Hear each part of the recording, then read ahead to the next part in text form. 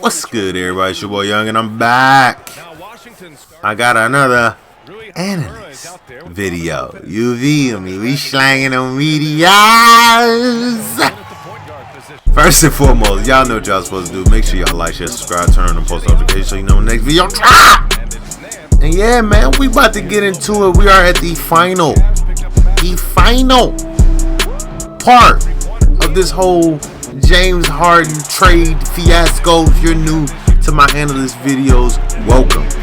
I just like to talk about what's going on in the NBA, you feel me? What's going on currently, my thoughts, whatever. Like I said, this is the last part of my 4-part series on this whole James Harden trade. If you live under a rock, James Harden, the star of the Houston Rockets, got traded to the Brooklyn Nets with Kevin Durant and Kyrie Irving. Yes, you are not living in a parallel universe. That actually happened, basketball fans. That actually happened. As far as the trade goes, go watch the rest of the videos. You'll know what happened, but I'm gonna just give you a brief little overview. James Harden goes to the Nets. Karis LeVert goes to the Pacers. Victor Oladipo goes to the Rockets, and Jared Allen goes to this team right here, the Cleveland Centers. I obviously know that's not their name, but damn, that's what you gonna have to call these fools. Like, Cleveland, what the hell are you doing? Now, I'm gonna give, like I always do in these analyst videos, I'm gonna give my pros, I'm gonna give my cons. Okay? Pros, you got some more young talent. I think that's it. You got, Jesus Christ, I just can't even, like, what? You got Colin Sexton, and you got, oh yeah, I forgot, they got Taurean Prince in that trade as well. Now, as far as your starting lineup, you can run the starting lineup of Colin and Darius Garland, Taurean Prince at the 3, Larry Nance at the 4, and Drummond at the 5. That's if he gets traded. But as far as depth is concerned, they got a lot of depth in the big man role. And then Jared Allen is young enough to where he can be in that timeline to see your two young stars in your backcourt grow. Other than that, that's the only pro in this trade. Cleveland! What the hell, Cleveland? You got 17 centers on this damn team. Like, what the hell?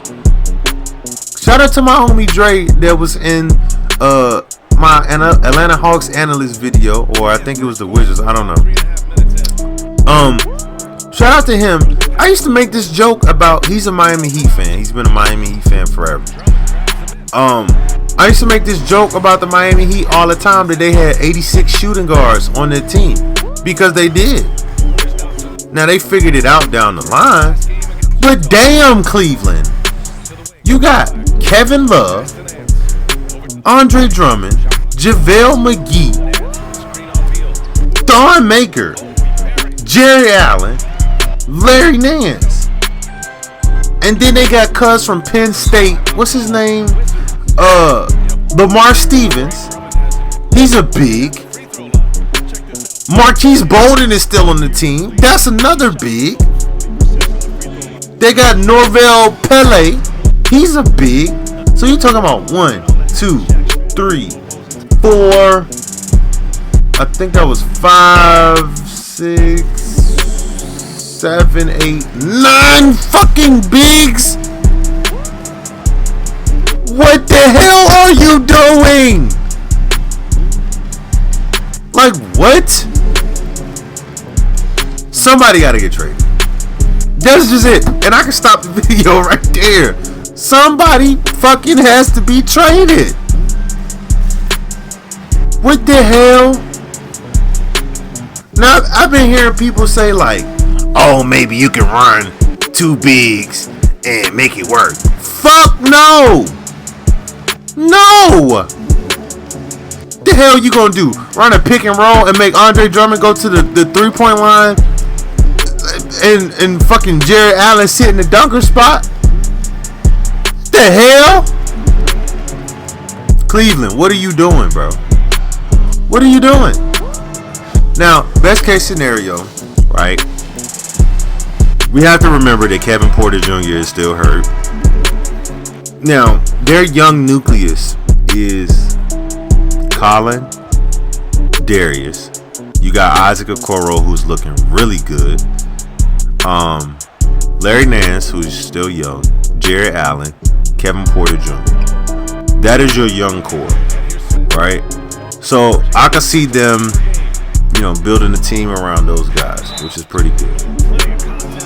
I would keep JaVale McGee because he doesn't really affect you financially. I'm keeping Devin Dawson. He doesn't affect you financially. I don't necessarily know about Taurean Prince. I probably would let him hoop just to see his trade value. But they got a nice young core. I will say that. But as far as this starting center role, I think what they should do, trade Drummond and get some assets. All right. Drummond had a pretty early case for Defensive Player of the Year. He was, going crazy. He had a game where I think he had like 8 blocks or something like that.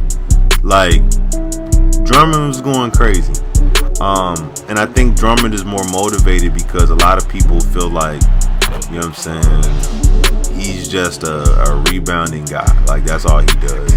Currently, I think he's averaging like 18 and 15 or something like that, with like 2 blocks a game, or I think he's like 1.5 blocks a game or something like that. So he's doing his normal double shit. You feel me? Last year I think he was averaging like 17 and 15. So he's doing his normal double shit. For a team like the Celtics or something like that, I would pull the trigger and make that move. I just feel like Drummond needs to go to a team that just needs a hard body center that can just board up. If it was some way that the Lakers could get him, do it. You know what I'm saying? Do it. But I don't know. You know what I'm saying? And this video might be short as hell because I don't like, what in the hell? You gotta trade somebody. Now, as far as Jared Allen is concerned, Jared Allen is a starting center. Jared Allen is better than a lot of starting centers in the league. The only thing with Jared Allen that I dislike about him is that he has no offensive game. Jared Allen is predicated by the point guard that's in front of him. He doesn't have any post moves. He doesn't have a mid-range. He just protects your rim. He's very old school center. He can't really switch for real. He can somewhat switch, but asking him to stay in front of a guard is a hard task to follow. I could see Cleveland possibly putting Taurean Prince and Drummond in a trade package to get some more assets. That could happen. But Cleveland, I said this about y'all in the preseason. I didn't make a video about it, but I said this about y'all in the preseason. Where's the direction? I thought I seen the direction, at the beginning of the season, and then y'all make this trade. Y'all get in on this trade and you grab Jared Allen. That makes me think that you feel like you can get some assets for Drummond. You can move Drummond. But Kevin Love got to go. Kevin Love has to go.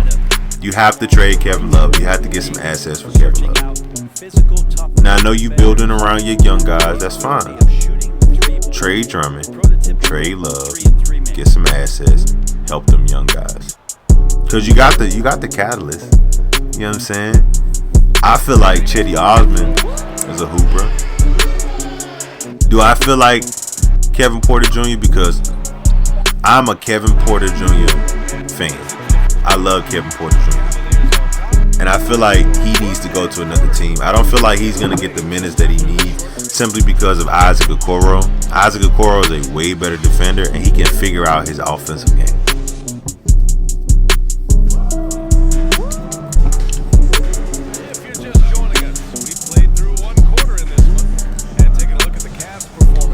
Now, Isaac Okoro is another question mark because it's like I said, Isaac Okoro is still figuring out what he can do on the NBA floor.